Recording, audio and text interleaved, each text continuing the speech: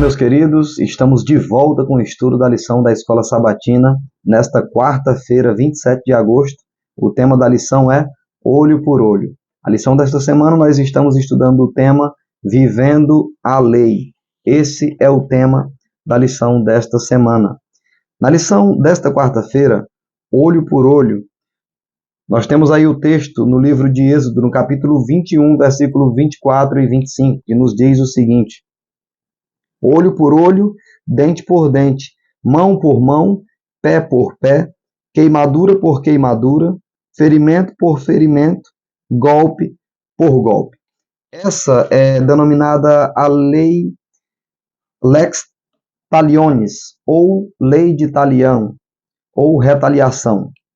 E ela tem sido a causa para que muitas pessoas acusem o Deus de Israel de ser um Deus perverso, um Deus vingativo, um Deus de maldade.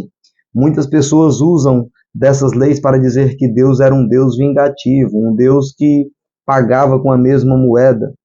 Essas pessoas dizem isso sem entender qual foi o propósito, qual foi o real propósito que Deus deixou essas palavras dentro desse código da aliança. Então, é uma interpretação equivocada. A intenção original desta lei, na verdade, era impedir que as pessoas se confrontassem cada vez mais e mais. Era impedir que as pessoas fizessem justiça com as próprias mãos e, assim, evitar toda forma de vingança pessoal. Queridos, essas leis elas não eram um incentivo para que o mal se propagasse mais ainda. O próprio Jesus, no Sermão da Montanha, no livro de Mateus, capítulo 5, a partir do versículo 38, nós lemos o seguinte: ouviste que foi dito, olho por olho, dente por dente. Eu, porém, vos digo, não resistai aos perversos, mas a qualquer que te ferir na face direita, volta-lhe também a outra. E ao que quer demandar contigo e tirar-te a túnica, deixa-lhe também a capa. Se alguém te obrigar a andar uma milha, vai com ele 2. O versículo 43 diz o seguinte: ouviste que foi dito, amarás o teu próximo e odiarás o teu inimigo. Eu, porém, vos digo, amai os vossos inimigos e orai pelos que vos perseguem. Queridos, olha só a interpretação que Jesus fez destas leis. Eu pergunto aos nossos queridos ouvintes: o que seria de nós se não fossem as palavras de Deus, se não fossem as pregações que Jesus deixou em sua palavra? Os capítulos 5, 6 e 7 de Mateus está presente ali o Sermão da Montanha, um dos sermões mais bonitos de Jesus. E foi exatamente neste sermão que Jesus ele desmentiu, ele desmistificou toda aquela história lá do Antigo Testamento, aquela interpretação errada de que você deve pagar na mesma moeda, de que você deve ser uma pessoa vingativa. Jesus ele veio para apacentar, para acalmar, para trazer equilíbrio à lei de Deus, e não para que nós agora agíssemos dessa forma, pagando na mesma moeda, sendo vingativo com alguém. Jesus Cristo, que deu essas leis sociais a Moisés, sabia o propósito dessa lei. Portanto, ele poderia aplicá-la de forma objetiva, de acordo com a sua intenção original.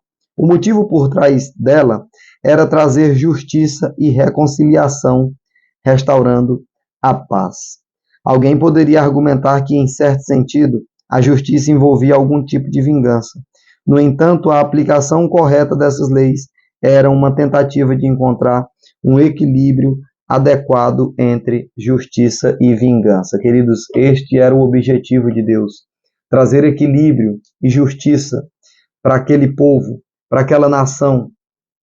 A lição ela nos traz uma pergunta muito importante em meio a esse caos que nós vivemos quando falamos de justiça.